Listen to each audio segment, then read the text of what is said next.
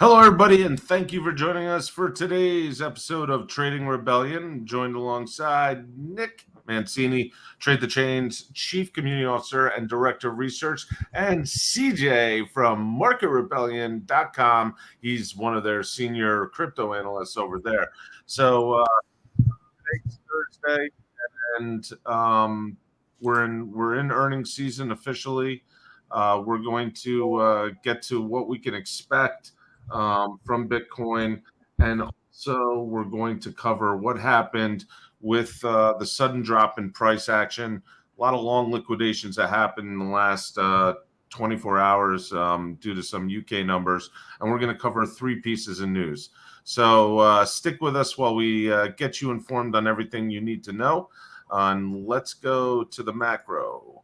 Oh, first, I just want to say, I know Nick and team put this out on, they did a tweet about this, came out in our community on Trade the Chain. It's the new education guide for trading sentiment. What I'll do is I'll just put this into the chat.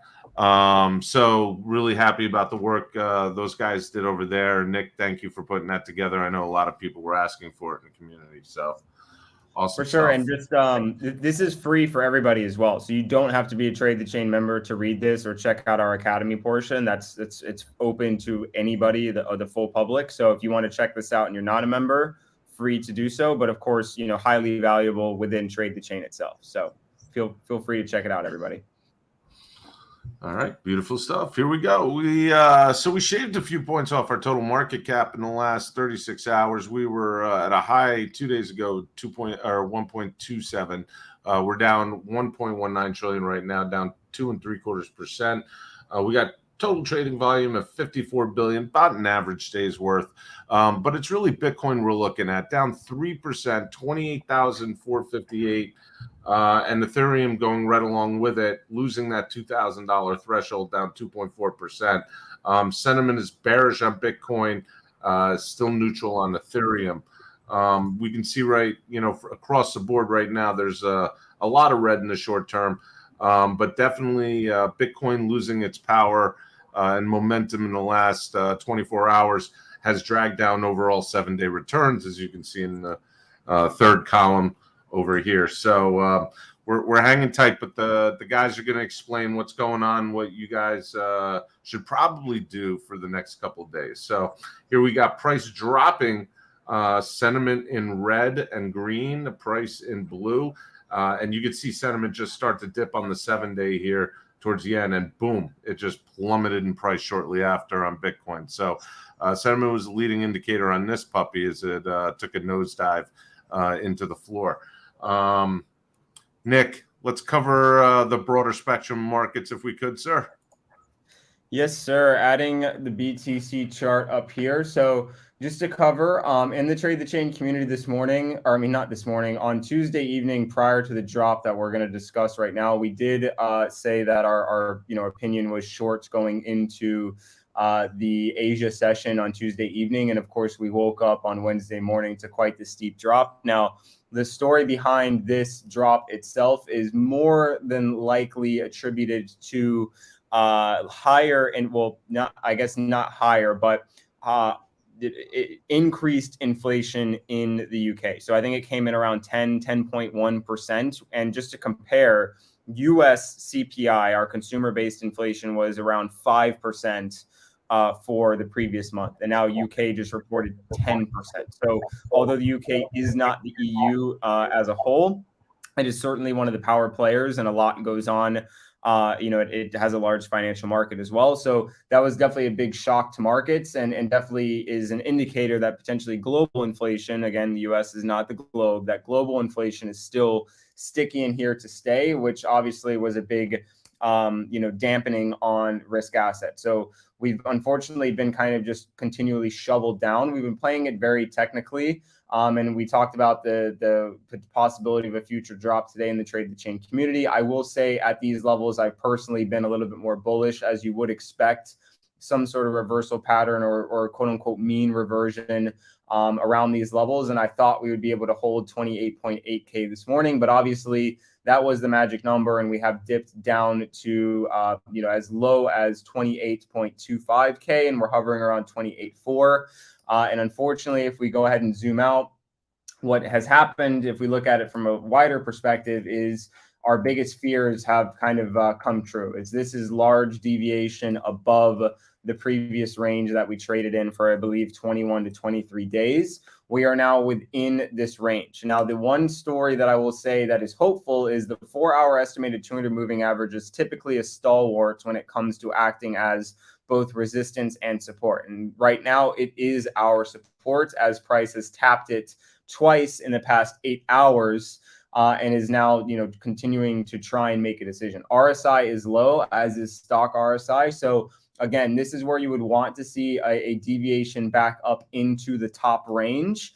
And we would know that that deviation would happen if we can confirm above 28.8K. So if we can get above 28.8K, we can start making our way back into the range that we traded in starting on the 10th of April. If we get rejected at 28.8K, meaning we head up and it gets rejected back off, if we break below the 4-hour estimated 200 moving average, we have a lot of room right here down to where support would be at the 26.6 level, which was very critical back when we were in that previous range. So again, if we can get back above 28.8K, things look a little bit better going into the weekend. If we get rejected at 28.8K and fall below the 4-hour estimated 200 moving average at 28.2K, there is room all the way down to 26.6K throughout the weekend and into next week. So things are not looking very positive right now. But again, we basically just completed a move, basically top of the range down to the 4-hour estimated 200 moving average.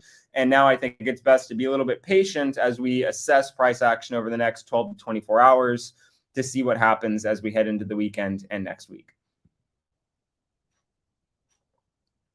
You're on mute, Alex. Yes, well, thank you, sir. CJ, what do you got for us, big guy? Yeah, that was interesting. It's not looking great, right? It's not looking great. So basic overview here with ES, not much has changed since Monday.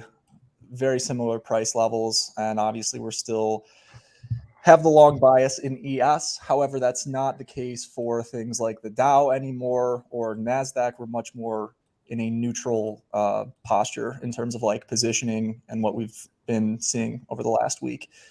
And what's interesting is that even though ES is in a bullish posture in terms of like positioning and what we have in terms of the commercials, DXY is actually pretty similar.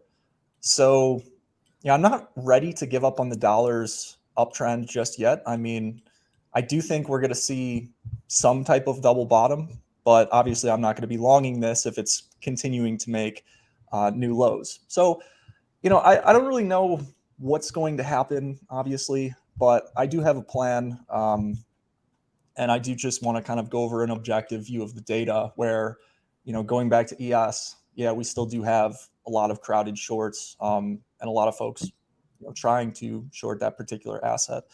Bitcoin, I would say, is a little bit different because when you look at funding rates, you see a lot of like neutrality. When Bitcoin first crashed, funding went a little bit positive. So you had shorts really anxious, but now we've kind of had a return to somewhat normal or neutral levels. And when people are kind of longing the dip on leverage, it's never a great sign, especially when ES is looking a little bit vulnerable at resistance here. So, two scenarios that, I can really see here. The first and the bullish scenario that I don't really know if it'll happen. I'm not necessarily expecting it, but let's say we break up here and continue consolidating and hit like 4,300. I'd say that probably puts Bitcoin back over the $30,000 levels, in which case I'd look to long some of the most resilient alts. But that might turn out, it also may not. Bitcoin's looking quite vulnerable because we are at obviously critical resistance. In terms of Bitcoin, my plan is to just chill out for a day or two and see what the market does. Just let this price action play out. And, if we fall or if we come back to comparable levels, so be it. I'll be sidelined. If I'm looking for longs at this level, I'm not really anxious to long the first couple bearish engulfing candles after basically 100% uptrend in the last few months. So if we see some bullish consolidation and maybe a second run at the highs, then I would look at some alts and I would look at Bitcoin for more potential longs. But as of now, things just look a little bit vulnerable. We have equities at critical levels. Obviously, we have the DXY, maybe putting in a double bottom. We don't know. But if I would describe the whole market right now in one word, it's just feels quite vulnerable. I like patience here. I'm more comfortable with that as opposed to aggressively longing or shorting. But interested in your guys' thoughts as well. Well, I wanted to ask you a question because I know you love to cover equities indices, and I typically will use them as a weather vane, as I don't really trade them as much, but keep track of them just for obviously the broader macro perspective. And I know we're not one-to-one correlated on NASDAQ to Bitcoin or S&P to Bitcoin, but typical directionality and momentum has certainly been correlated to some degree. Recently, we've been seeing, equities, and I'm specifically focusing on S&P 500, but S&P 500 up, well, not exactly up today, just below yesterday's low, but was rising higher throughout the U.S. session, whereas Bitcoin and Ethereum were decreasing throughout the U.S. session. So do you think that there's any inference or information to glean from, traditional indices rising while crypto is falling, or is this simply just something that's happening due to just so much data being out there and everybody unable to make sense of it? Yeah, you can get lost in all of the stuff from time to time, but I actually do have, I think, a pretty good answer to that question, which is taking a look at not only U.S. equities, but also maybe some of the more vulnerable assets, like Tesla's down 9% today, or was down 9% at one point. Also, when you look at the Kospi, I have a chart of that if you want to bring it up. Yeah, throw it up. So yeah, this looks, not identical, but somewhat similar to Bitcoin in the sense that we're starting to form, I believe Nick may call that a deviation above previous, resistance. We'll see if there can be any bullish price action tonight. But if this is, like I said, it just looks vulnerable. There's not really a whole lot to take other than that. Nikkei is hitting critical levels that, is basically a multi-month, if not multi-year resistance level that has not broken out. Perhaps it does, and we continue bullish price action. But, looking at HSI, that's another one that looks to be putting in a lower high. So, in the last day or two, it seems that some of the Eastern indices, Kospi, Nikkei, HSI, have run out of steam a little bit, whereas the equities in the US have been a little bit more neutral, but they're starting to lose steam, like I said. So it kind of goes back to the only theme that I'm putting forward is just the word vulnerable. It's just kind of where we're at right now. You got to be careful. No, I completely agree. Nick, you got any particular trades you're thinking about putting on going into the weekend? Are you being aggressive here, or are you taking the watch and wait approach? It's a great question. I was certainly a little bit more bullish, especially after Monday, the boost that we saw back to 30.5K for Bitcoin before we got, before we started to see a lot of selling at the Asia Open on Tuesday evening, Wednesday morning. So, I was definitely a bit hopeful that, some of those alt trades that we mentioned, AVAX having the conference on May 3rd and INJ having the large innovation fund that they are deploying. So, but it does seem like a lot of steam has run out on that so far. So I've been trying to look for longs because I do believe anytime you approach key resistance or key support that was previously resistance is you're going to see some chop and some indecision at that level. And that's when you would typically want to take a contrarian trade, which of course, with Bitcoin being at just under 28.8K and Ethereum hovering just under 1940. Both of those, I believe, are critical levels, but considering they've been weak as we, I look when you start to look at these formations, and I'll pull up my chart really quick here. I don't know why it was not available, but so let's just take Ethereum for example here. So typically we're looking at the 4-hour chart right now, and after a drop down here, we immediately told the trade the chain community yesterday that we need to see it basically reclaim that resistance level that is now support. And so what happened is we did reclaim the level, but then we had two tweezer candle, kind of three tweezers that we lifted back up into the previous range, but immediately rejected. So whenever you're trading like this at this support level, your next target would be the previous range if you can get that bullish bounce. We did get that bullish bounce, very early in the morning, but it was immediately sold off right back to support and then obviously sold down. So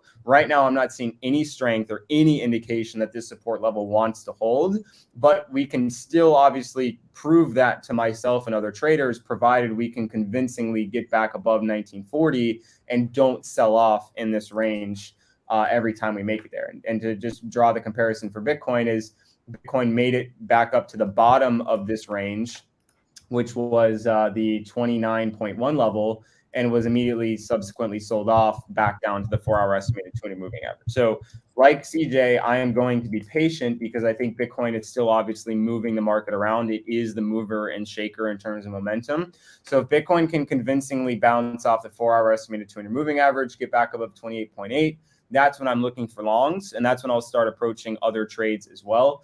Right now, alts seem to be just continuously bleeding, but the one outlier I will say that continues to defy all odds is Render. And now I will say, and I would love maybe CJ's take on this because it's really the only outperformer today, but tweezer tops at resistance getting just above the previous high and then immediate rejection.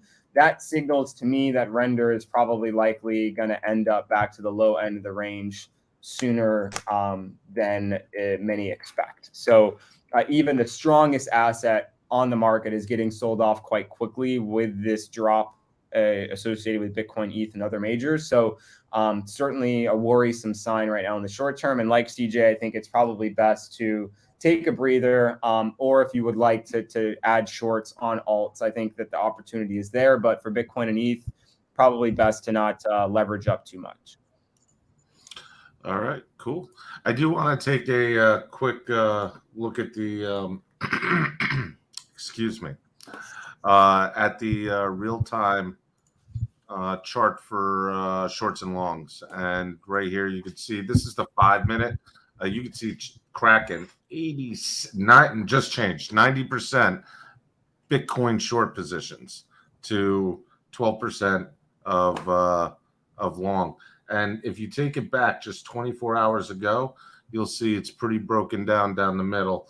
It doesn't look like things started to go into a real short period on Kraken until about 30 minutes ago. But it's interesting to see right now the massive ratio being lopsided to the short position. So interesting stuff. Anyway, want to hop over to some news, guys.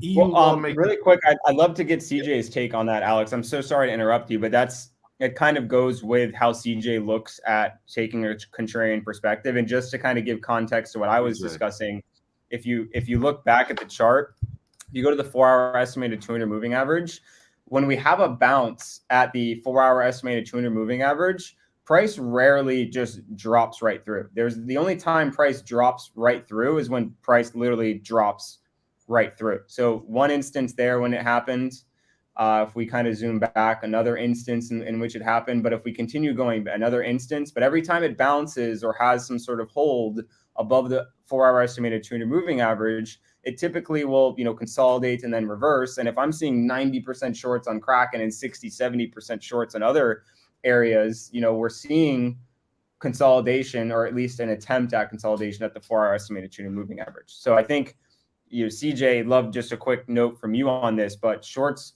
certainly could get blown out here if they stack up too much. Yeah, hence why I'm not really doing anything. Yeah. And that one alt that you were mentioning, I just saw the chart, but could you refresh my memory? What was that one you were just talking about? RNDR. Yeah, I just know it as RNDR. You got a couple of those horses that are, coming on home, and then the final ones to do it like that. Cody, I think, was another one. There's a couple small caps. Yeah, Cody's now reversed, or CTSI was another one. Now you have INJ. That was like one of the final, like I said, one of the final fast horses that are now basically coming home. I mean, so. And last thing I'll say is just like, this doesn't necessarily have to do what you're asking, but in terms of like contrarian trading, I think it's always important to make the distinction that price is not necessarily contrarian. I'm looking at like contrarian positioning. So like a good example of this was when Amazon in like the late 2000s was coming up. It was like $800 or something, and you heard every major news pundit calling it a bubble after it had gone up massively, kind of like Tesla in 2020. And regardless of the fact price was going up, potentially hundreds of percent, everyone was calling it a bubble, which means they were short or they weren't invested. And, it obviously went way higher and continues to go higher to this day. So contrarianism is not always about being like anti-trend in terms of the price, but it's more about like anti the masses. So can I just say something? Good context. Tesla's down over 10% today. Damn it. All right. Can I get back to the news? Yes, sir. I apologize. Apologies for my interruption. It's all good. All good. Well, where am I here? Folks, EU lawmakers approved world's first comprehensive framework for crypto regulation. Yes. And it's so much so that it has driven Coinbase senior executives to meet with lawmakers this week. We're in London meeting with lawmakers, and you can't blame them, right? We got choke point 2.0 going on in the U.S. on crypto. If anybody wanted some entertaining TV, it was to see Gensler get his face ripped off in the committee meeting 2 days ago. So that was that was reality TV at its finest. I do want to say that EU has been much more progressive when it comes to crypto regulation, particularly individual countries. And I'm gonna throw in Switzerland here, which really was the genesis for EU crypto hub, crypto regulation. And you have some companies that have just thrived out of there. They have a much gentler approach when it comes to crypto companies than we do in the US. But any particular comments on these guys? I'm not a lawyer, so I've not read it in full with obviously, a highly intelligent perspective. But from what I do understand from the various news articles that I've read, is that they're allowing stable coins as long as there is a proof of fully backed reserves, which is a positive development because I know that's been contentious in terms of how the U.S. is going to approach it. So very good to see some precedent set on the global stage from quote unquote Western powers, which are certainly aligned with the U.S. in terms of foreign policy and other things like that. And it seems to be, not too overly restrictive in terms of registration for a quote unquote DeFi platform or a centralized exchange.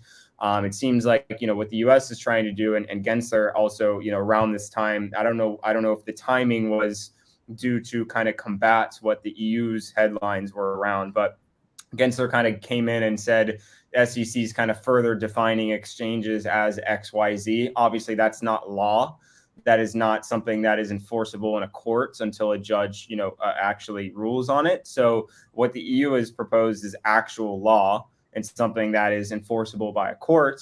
And so it's fascinating to see the difference in perspective from the US side, which is like, we're going to apply 100, 150-year-old rules to something that is well beyond anything that a human being 100 years ago could comprehend.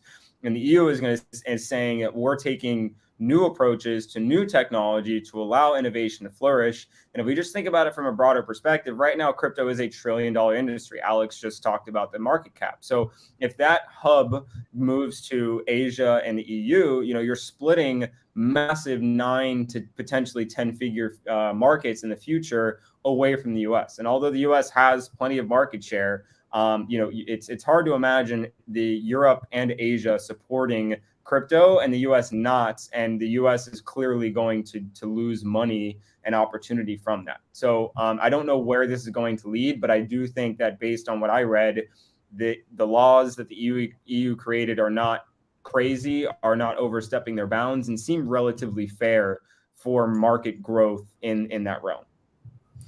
Agreed. CJ just wants to make sure he can get his trades off. That's all he cares about. Well, CJ's asking, how does this affect cattle futures? Let's go back. It was, speaking to regulation and what we saw with the Honorable Mr. Gensler, it was good to see U.S. senators and U.S. congressmen actually being very critical. I thought basically that one individual, badgering Gensler all about whether ETH is a security or not. I mean, that was painful. I mean, I was embarrassed for as an American. But anyways. All right, moving on. Here we go. We got Coinbase gets Bermuda license, plans to launch offshore exchange in coming weeks. This is a big step. Is this them creating a backup for the choke point that is going on in the U.S.? I mean, listen, Coinbase has been, their chief legal officer has been particularly outspoken about the regulation clampdown that's going on in the U.S. Coinbase has said publicly that, if it gets too ridiculous over here, the fire gets too hot, we're just going to up and move. They were in London this week speaking with lawmakers over there. I mean, maybe that was their version of a real estate agent showing them a new home potentially. We'll see. But what are you guys' thoughts? Coinbase has gotten screwed, I think, the most out of any of the big regulated exchange because they went public and it was all disclosed. It was all put down their S1 2 years ago. SEC agreed to it. Comments. What do you got? Yeah, I think it's multi-pronged from what you said. I think it's a start of a new business line, which means that they can broaden services and capture more market share and create more revenue. So that's an obvious expansion for them. And then B, I think to go along with what you said is it's the start of creating a backup plan or an alternate route outside of the United States. Because obviously get friendly with the Bermuda regulators, start the business there, see how things go. And if obviously the regulatory clarity continues to darken or become more opaque in the US, I can't imagine how it become more opaque, but I'm not putting it past Gary Gensler. So if that does happen, then obviously, conversations with the UK and EU regulators, opportunities over there, and then they'll obviously have a stepping stone in case they needed to obviously remove themselves from being quote unquote US onshore. So I think it's multi-pronged from that perspective, Alex. Okay. All right. Fair enough. CJ, any thoughts on this, or is it kind of mesh with what you said previously? Yeah, I would say it is. I have a question for both of you guys too, though, because I've been thinking about this a lot over the past couple months, ever since we've had kind of these U.S. regulations wage a war against places like Signature, Silvergate, Coinbase being an obvious example. They go to the SEC, ask for clear directions, and the SEC obviously screws them and then serves them a Wells notice, which is just pretty depressing and almost malicious towards the overall industry. If crypto, clearly the U.S. is not embracing crypto. Ironically, because it's something that ideally is meant to create freedom or to enhance the freedom of a sovereign individual, yet the U.S. is completely anti that, is basically what it seems by their policy. So, if we have a severe decline in cryptocurrency usage, or just a kind of a ban or a soft ban on crypto in the United States, whether that be through making it difficult to access fiat on-ramps or buy crypto. Can Bitcoin still like survive and overcome and grow even if the like policy in the US continues to get worse and more malicious?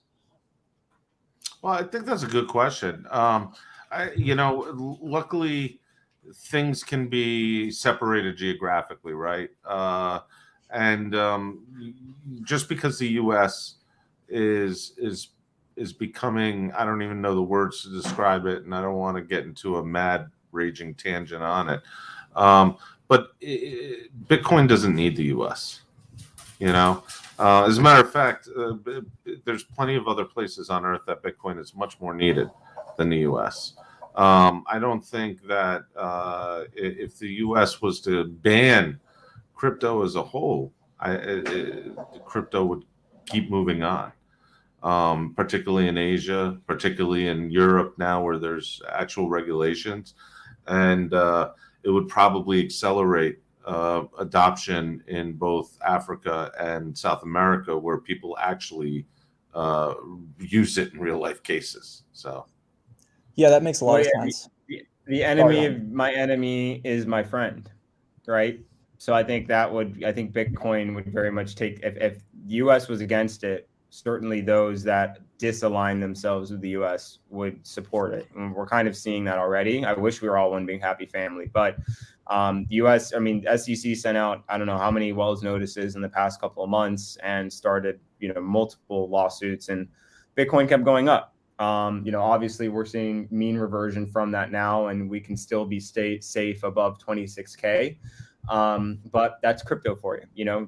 There is no 200, 300, 50% gain even without a 10 to 20% pullback when you're talking about that kind of volatility. So let me ask you guys this.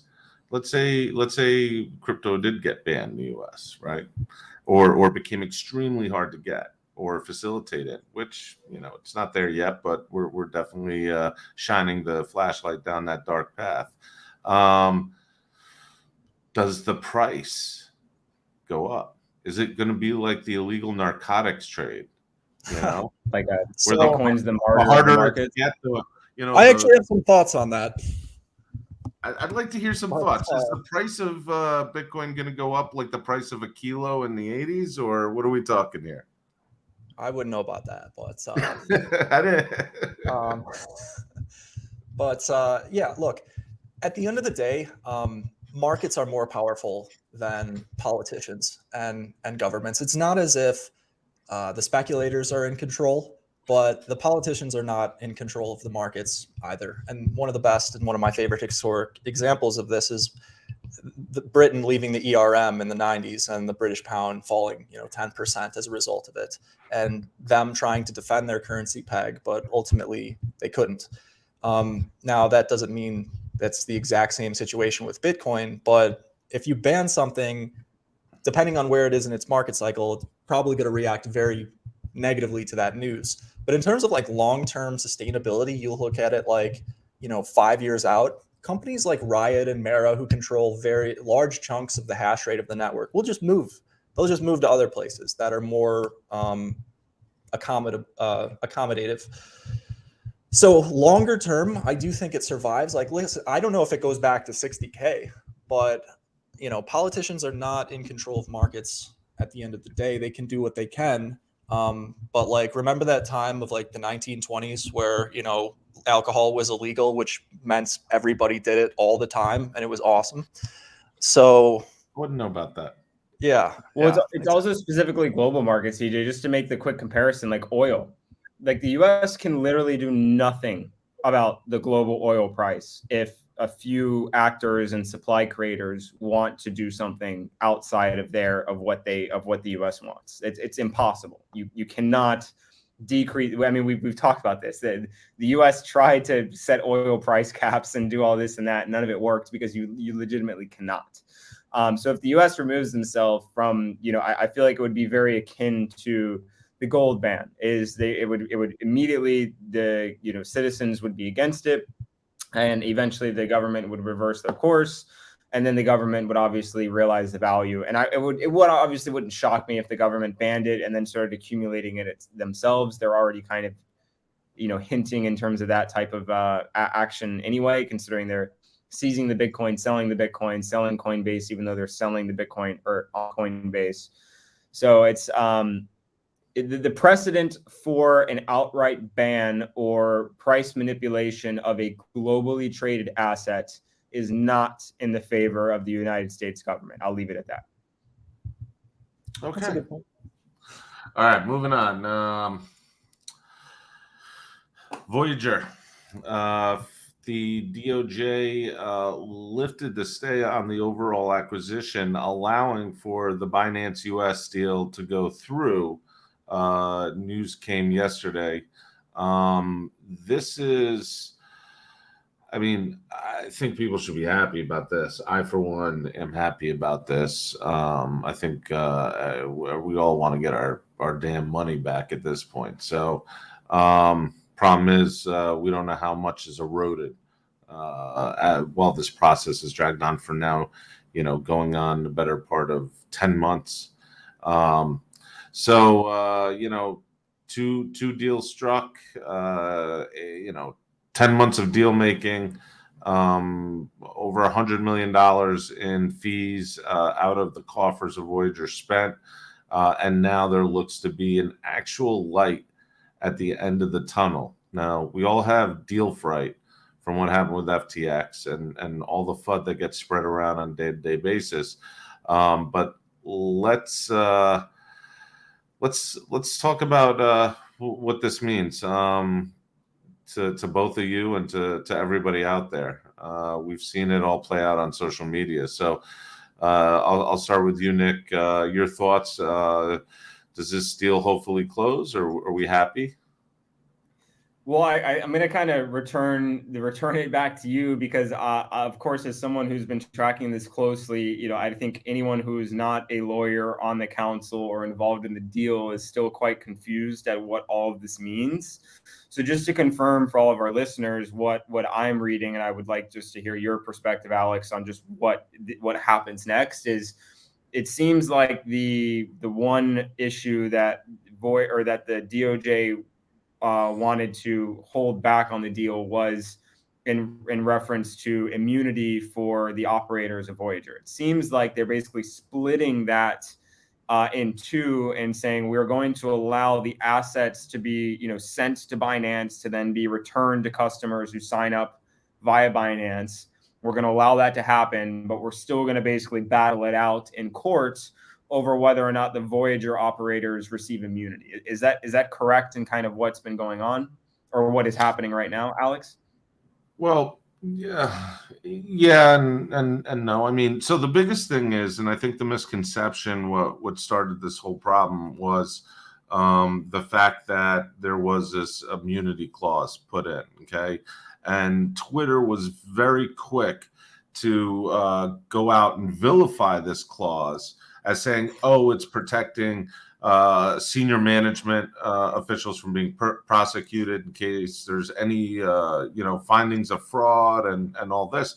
But in reality, that is not the case. And that is not what this stay was about. The stay was about the fact that this immunity clause was to protect the current individuals who are rebalancing and then distributing to the customer accounts.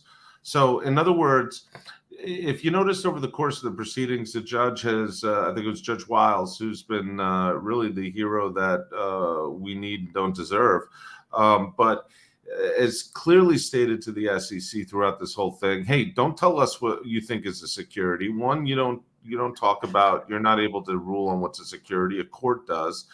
And two, that's all you keep saying. You keep saying this could be a security, this could be a security, and that's what Gensler got eaten up for in on the Hill 2 days ago for saying.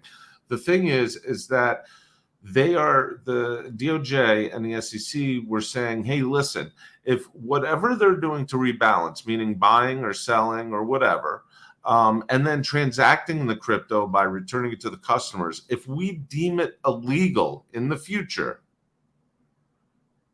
we will lose the indemnity clause, lets us lose the right to prosecute the individuals doing it. And so I want to make sure everybody's clear on that. The clause is to protect the people who are rebalancing and distributing the funds back from, if those actions become illegal in the future, that they don't get prosecuted. Now, people are going to say, well, how can they do that? How can they get prosecuted in the future for something that wasn't illegal back when they did it? Well, this isn't securities law is not exactly like criminal law. You know, if riding your bike on the left side of the road becomes illegal 10 days from now and you did it today, no, you're pretty good. But if you do something in securities industry that is deemed illegal down the road, you can very much be dragged in for it. And that's what they're trying to protect them from. And if you don't, I could go on this for days. I don't want to do it. I'm just happy this is coming to an end. I want my money back. I want to proceed. I want to see how it goes with our post-Binance deal with them. There's a lot of things. So, CJ, I'm not going to make you comment on this news piece. Okay, sir? Yeah, I mean, best of luck. This has been, the Voyager holders have been the group out of any of the brokers that have gone down. At least the others have gotten closure at this point, but hopefully it'll be soon and this deal will wrap up. So we can move on. Oh, we can hope. It's definitely. I don't want to get excited, as you know, we've all been honeypotted more than enough with Voyager, but it does seem like the brightest lights at the end of the tunnel thus far. So at least that's positive and something that you can sleep a little bit more soundly over. Agreed. All right. Any closing thoughts, guys, before we wrap it up? My main thing is, just the critical levels for Bitcoin is above 28.8K. Good things continue. As long as we're below 28.8K, we will likely see continued slides across the entire asset class. My line in the sand for Bitcoin is 26.6K, but I think we can get down to 26K flat before worry really starts to set in. So I'm just, I think as long as we expect a positive PCE number into next week, which will be next Friday. So we will discuss that at the top of the week and all that fun stuff. But I think that we will likely have a neutral to bearish next several days until the mindset refocuses back onto PCE for next Friday, as we've had a lot of bullishness and excitement around data prints that seem to indicate inflation is dropping. So if those indications continue, the rally and the trend certainly is likely to continue as well. If the expectation on PCE is poor, then I believe that we will also see price action reflect that. So I think, like CJ said, better to take a cautious approach, protect your capital, line out the key levels, and wait for a good opportunity to present itself. One thing I was going to say that I forgot to mention while doing my analysis is let's say that does happen. We see lower prices. We see a lot more fear and panic in the market, especially in things like NASDAQ. I will be looking at equity put call ratios. When they spike and you see massive amounts of people flooding into puts within the equity market, historically, at least throughout this bear market, that's when we've seen local bottoms, is when we've seen put call equity ratios spike anywhere from like 1 to 1.2. So that's going to be one thing I would watch for as a sentiment gauge for like mass panic, and maybe a time like if we get defined risk and we see that amount of puts being bought, then that would probably be a time where I'd really be looking to pay attention to get back long into like, maybe BTC or some alts or equities and things like that. But that's going to be the main metric that I'm watching to gauge like any potential capitulation. So just want to share that. Cool. Well, my parting thoughts are going to be twofold. First of all, folks, don't forget Nick and his team put out the Trade the Chain education guide for sentiment trading. It's free for everybody. All you do is go to academy.tradethechain.com. The link is in the chat. Also, CJ was being a little shy, but I found out that they got a revamped crypto room. So please, everybody, when you get a chance, go check out the new crypto room over at marketrebellion.com. Try crypto /try crypto. So that's all from us today, folks. Thank you very much. We will come at you Monday and see how everybody did over the weekend. Oh, and hang on to your handlebars.